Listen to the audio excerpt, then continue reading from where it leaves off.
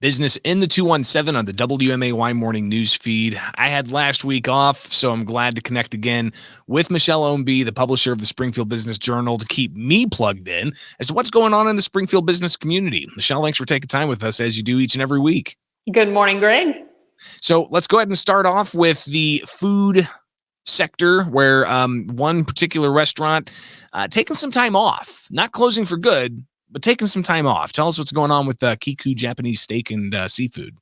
Right. Fans of Kiku were certainly disappointed when owner Sherry Pan announced on social media last month that she was going to be temporarily closing. I had a chance to catch up with Sherry, and, like a lot of restaurants, it's staffing issues.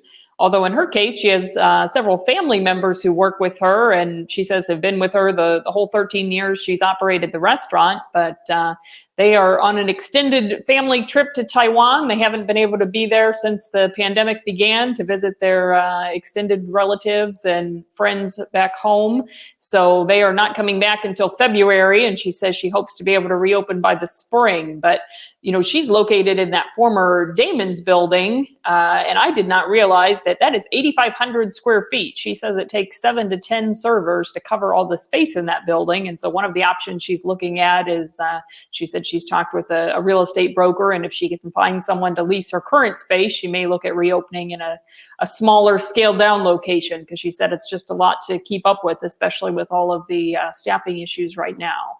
That is a large building. I definitely don't necessarily think about the square footage looking at from the outside, but wow, that would be quite a bit to take care of. There's no doubt about that. So we'll keep ears open for what happens with Kiku Japanese Steak and Seafood in the future. Best of luck to them. Another restaurant, we've got a reopening of sorts in downtown Springfield. Tell us about Jerk Shop Go. Yes, and they didn't move very far, but they did move into a larger location as of this Monday. Jerk Shop Go, you may recall, opened downtown in March of 2020, which of course turned out to be pretty unfortunate timing, but it actually worked out pretty well. Owner Khadijah Berkeley said that because they had a small space there on South 5th Street, it was easy for people to do carry out. They didn't have a lot of seating area anyway. But now that dining in is a thing again, they were looking to expand their seating area as well as their kitchen space to be able to keep up with the demand. So they just relocated a few doors down into the former Talkology 101 space that was vacated last year when Talkology made the move out west. So they shut down just for last week, reopened as of Monday, so they're back up and at it.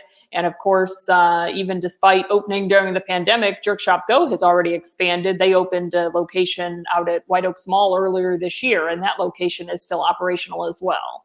It's incredible to hear these stories of businesses not only surviving through the pandemic, but thriving and expanding during the pandemic. And it's where we're at right now. We're talking with Michelle Ownbey. She's the publisher of the Springfield Business Journal, as we do each and every week on the WMAY morning news feed for Business in the 217.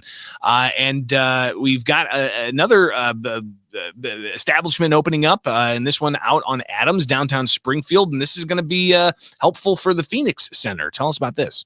Yes, little play on words there. So out on Adams is a new retail shop and resource center. As you mentioned, it's operated by the Phoenix Center. So they will sell, T-shirts, flags, various types of Pride merchandise, and all the proceeds from their retail sales will go to support the mission of the Phoenix Center. But they also intend to be a resource space. They will have staff on hand to answer questions, talk with folks that may be looking for resources, and be helpful in that way as well.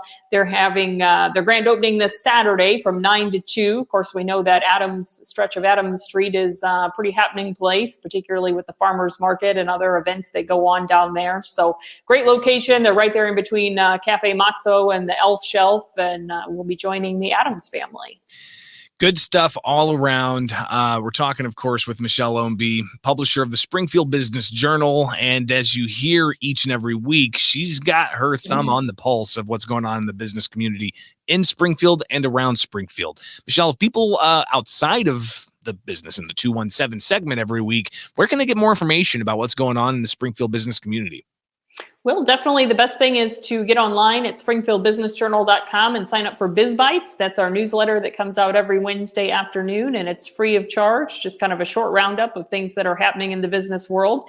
And of course, you can also sign up for the print edition online as well, and make sure you get that mailed to your home or office every month. Greatly appreciated. Each and every week, checking in with Michelle Ownbey from the Springfield Business Journal here on the WMAY Morning News Feed, Business in the 217. Have a great day, Michelle. Thanks, Greg.